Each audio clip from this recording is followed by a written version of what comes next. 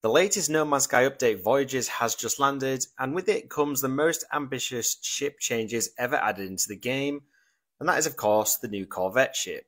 This is more than just a new starship type, it is a fully habitable base that you can build, customize and crew with friends. So in this video I'm going to cover absolutely everything you need to know about the Corvette, including how to unlock it, how to source its parts, what you can do inside, how it changes the way you explore the galaxy. So without further ado, let's go ahead and get stuck in.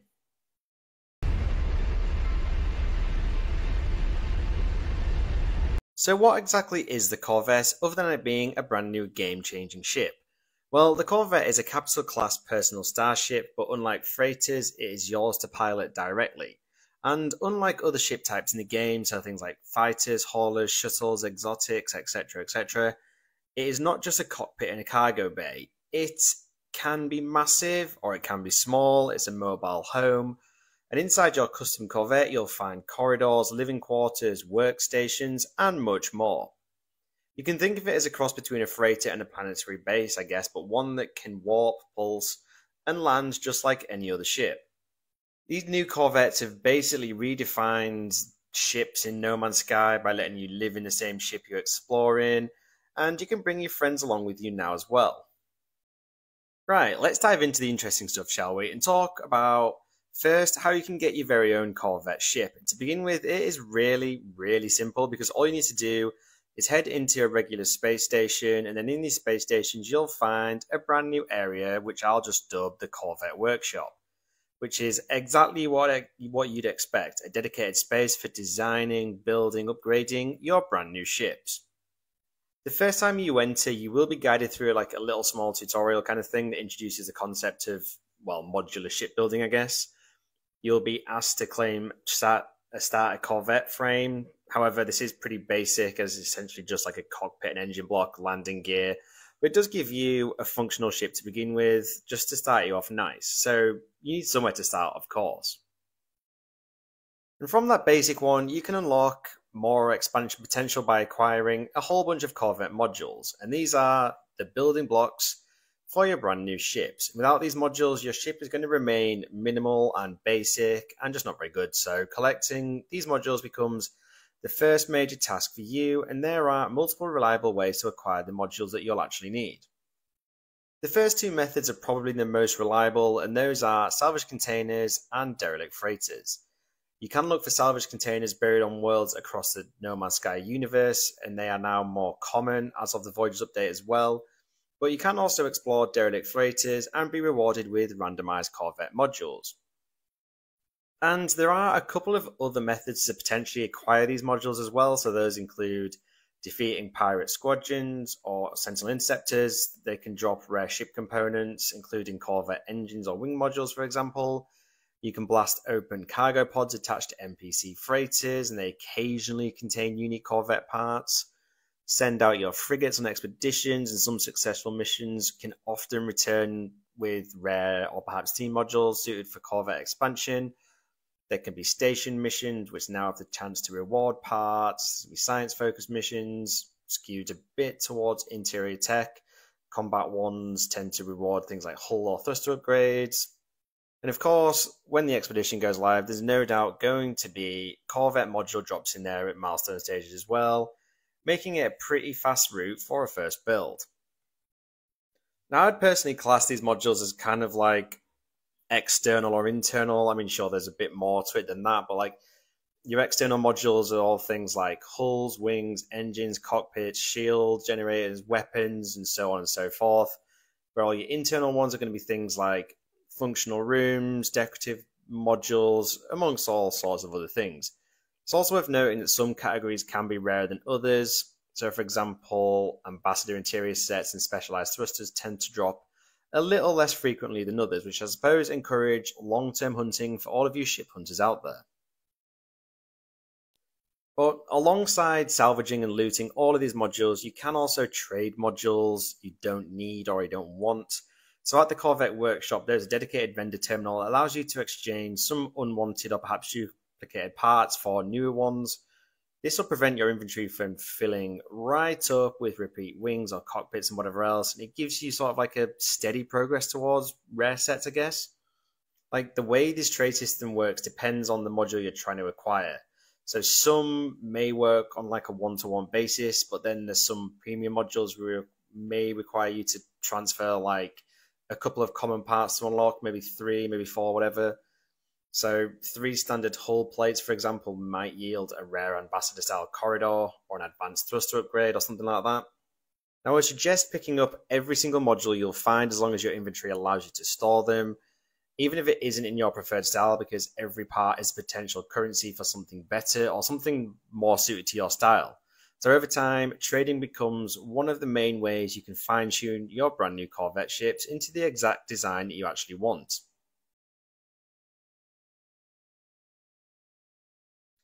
Right, let's get on to the building side of things, and a quick disclaimer before we dive deep into that aspect of the new ships. In the gameplay footage you're seeing, I'm just slapping parts together to test the system out. I'm not really aiming for a sleek Star Destroyer or a luxury cruiser just yet. Think of it more like a galactic space junk art than actual ship design. The real masterpieces will come later on, once I've stopped attaching wings where staircases should probably be. But right, once you've gathered a bunch of brand spanking new Corvette modules, from whichever which way you decide to go about it, head back onto the Corvette workshop to get building, because this is where things get really cool. Like, for example, well, all of Starfield's floors, and there were a lot of them. I actually thought the shipbuilding in Starfield was pretty damn good, and I wish No Man's Sky would get something like it, and finally, here we are. But anyway, I think you can break down the building of a new Corvette probably into like 3 stages. I'd say stage 1 of building a Corvette is the frame assembly, so you'll be starting with things like the core hull, the engine, and then from there you can snap on major components. So things like wings, a nose section with a cockpit, landing gear, weapon systems, and of course an access way so you can get into the damn thing. Now each part has multiple connection points which allow you to sort of mix and match freely and then create something totally unique. You can kind of think of this as Starship Lego, but in No Man's Sky, I guess. Stage 2, you're still on the outside of it, but you're going to add things like maybe secondary hull plates, maybe some more thruster pods, maybe some fins, maybe some more decorative attachments, kind of to make your Corvette look a little bit pretty. Don't just change your appearance though, because they can affect your hitbox size, your landing profile, and even how your Corvette feels in flight. Heavier builds will obviously feel weightier, while thin builds are more agile. And finally, stage 3 is your internal layout. So this is where your Corvette becomes more like a true home, or perhaps another mobile base if you want to think of it that way. So you can select from various habitation module sets. So there's Titan, which sort of has an industrial and almost military feel to it. There's Thunderbird for a more like rough and outlaw kind of feel. Or there's Ambassador for a more bright, futuristic and sleek look and feel to it. And then within those, you can choose a number of like functional rooms or functional, I don't know, things, I guess. So you've got a med bay, which can heal and revive players. You've got a nutritional unit for processing food. There's a refiner, which handles crafting and smelting. There's a mission radar, which scans for contracts or signals in the system you're in. Teleport hub, which lets crews beam down to the surface. There's a crew quarters where you can decorate and assign spaces for friends, and so on and so forth. Each of these snap onto the walls of a corridor, so you can also have multi-story designs. Like my cockpit at the moment on one of my ships is on the upper level. But it's a bit similar to how your freighter base works, but just on a much smaller scale. So you can add stairs, decorative pieces like furniture or plants, complete the feel of a brand new mobile home. And to top it all off, you can walk seamlessly from cockpit to quarters, even in mid-flight, which is fecking awesome. Now, unlike traditional starship building in No Man's Sky, so like fighters and solars and so on, your build is not final. So if you decide you don't like your latest design, simply revisit the workshop, dismantle some modules, rearrange your Corvette. You're not going to lose your investment because you can continuously change your ship so you have the perfect balance of form and function. I've already done multiple types and I keep still experimenting, which is what you're going to see in all this footage, but I'm not going to tell you what exactly to build because that is the beauty of this amazing update. You can create whatever the hell you want. Now, I'd absolutely love to see some of your creations after this as well. Now, one of the coolest features of the Corvette, and in all honesty, something I never thought we'd ever properly get in No Man's Sky, is the ability to step outside and experience true spacewalks. Like the closest thing we got before this was walking on our frigates, but this is true space walking, or maybe space flying. Maybe that's a better word for it. You can exit through the designated hatches and then just float around the hull and admire your build from the outside, admire nearby planets, and just take it all in. I bet this bit looks unreal in virtual reality.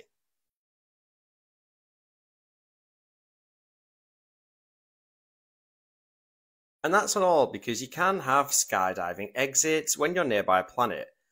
So, of course, you need to have an access way into your ship, and a lot of them could be a drop hatch that lets you leap straight out of your Corvette into the planetary atmosphere.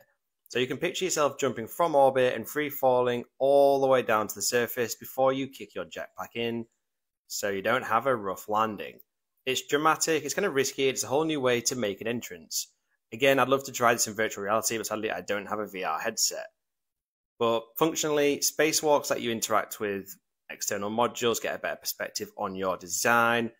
The skydives don't serve any purpose other than pure style, and a great way to show off in multiplayer sessions if you so desired. Now, beyond looking impressive, assuming you've got a good eye for a good ship, these totally custom Corvettes are fully functional starships with their own performance stats, so they don't just act as mobile bases that look cool, they can be tuned like any other ship in the game.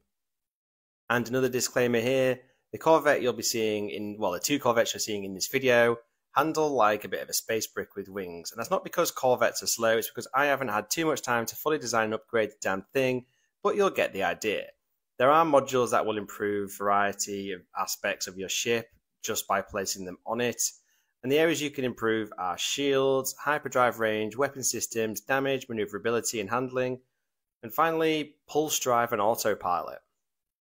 So you can install a bunch of modules to improve the base stats of your ship, so things like photon cannons, various reactors which can improve things like hyperdrive range and fuel efficiency. You've got shield generators and even cargo pods that are going to improve the storage size of your ships. In short, performance isn't locked in. Your Corvette evolves with your choices. So shields, hyperdrive, weapons, and thrusters can all be tuned with modules, and then room placement letting you build a fast scout, a long-range explorer, or a heavily armed battleship. But what you're probably all wondering is how on earth do you get your Corvette to S-Class? Well, unlike other ships, it's a bit of a process to actually achieve this, and I'm still working on it myself, as you can very well see. But I do know the general way to achieve it. And first up, the class of your Corvette isn't just random. It is in fact tied a little bit to modules you use when building your ship.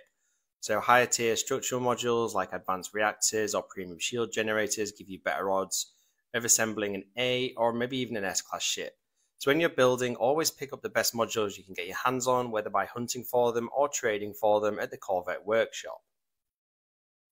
And speaking on module hunting specifically, if you head to wealthy 3-star economies or even outlaw systems, the odds of rare modules, including perhaps S-Class ones, go up significantly, a bit like how good starships are, I guess.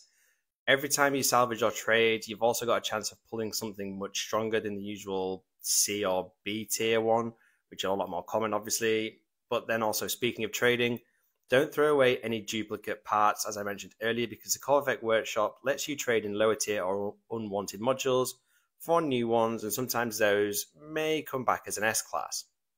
Think of it as like re-rolling loot until you land something nice and shiny.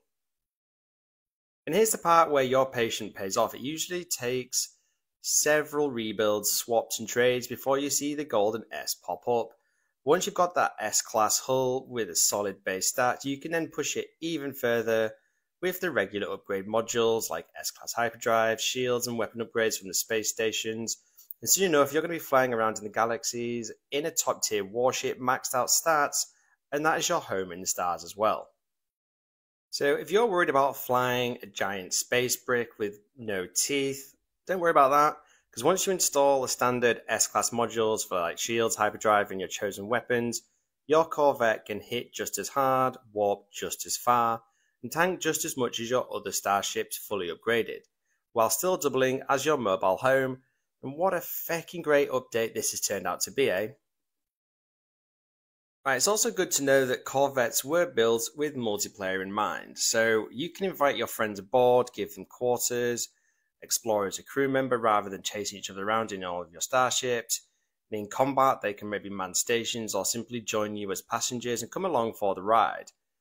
As is often the case, Hello Games has launched a special community expedition centered on Corvettes, which are going to guide you through assembly, probably with narrative missions and offering up unique cosmetic rewards.